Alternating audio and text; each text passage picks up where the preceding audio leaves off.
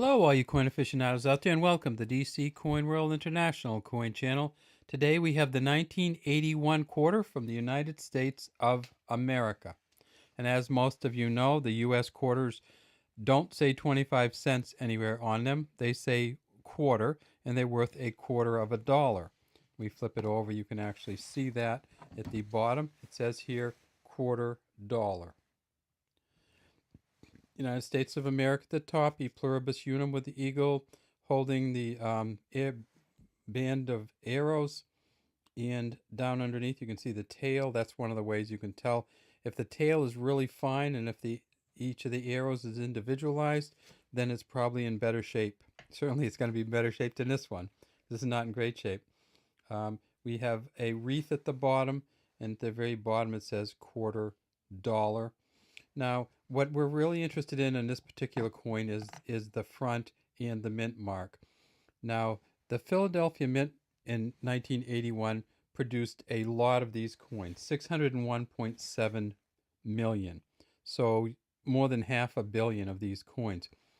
And when they did do that, their planchets and their strikes for the mint made a lot of kind of mini mistakes or mini errors. And this is one of the most common ones. And this is called the filled P. So the 1981 filled P. So it says 1981 here. We see Washington facing left, Liberty at the top, In God We Trust under his chin, and behind his ponytail, in the ribbon holding it, is supposed to be a P. And this is called the filled P version.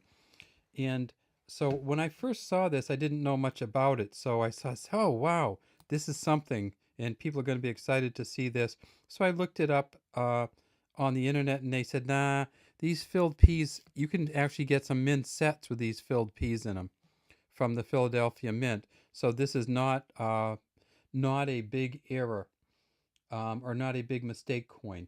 In fact, Coin Talk, there was somebody on Coin Talk, I looked at the Coin Talk website, that said they had 10 or 20 mint sets and looked through, and they were all filled peas. Now, when I say filled pea, I started saying, okay, well, maybe that's just this one. But I pulled out another old 1981, and this one's, if anything, this is worse. You can't even really tell that there's a hole in the P on this one. But one of the things you can see on both of these coins is when they did set it to put the P on it, they did something. There was something in between or something messing it up because it made a dent. So can you see that little dent right around the P, as if they hit it so hard it actually indented the coin around the P? So something probably got in between the planchet and the coin, or maybe just the strike piece got some materials built up on it, but it actually pushed so hard it made a little indentation. Now people say, well, they're probably all like that, aren't they? And so I want to show you a 1980.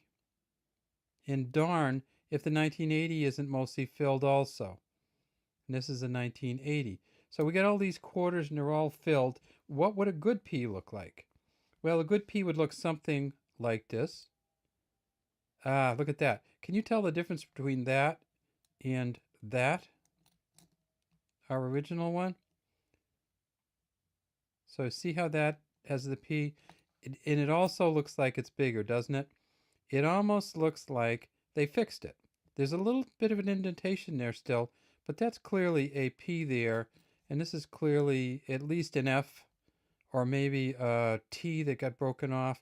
But to say that that's a P is stretching it a little bit in terms of actually looking at it and seeing the P on there.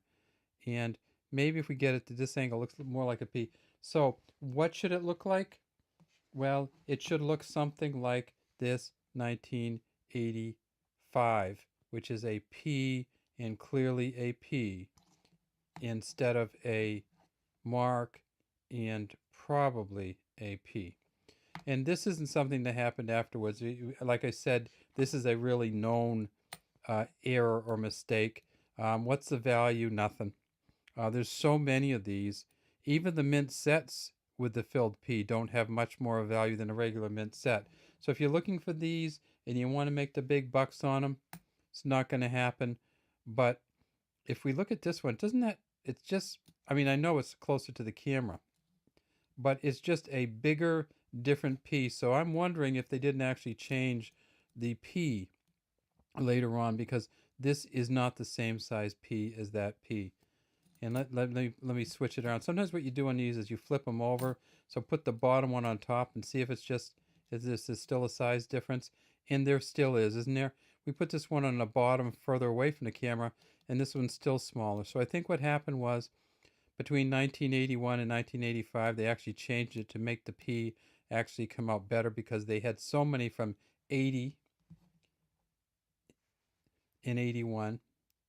83, it looked better, but see, so here's 81, here's 85, and here's 83, somewhere in the middle.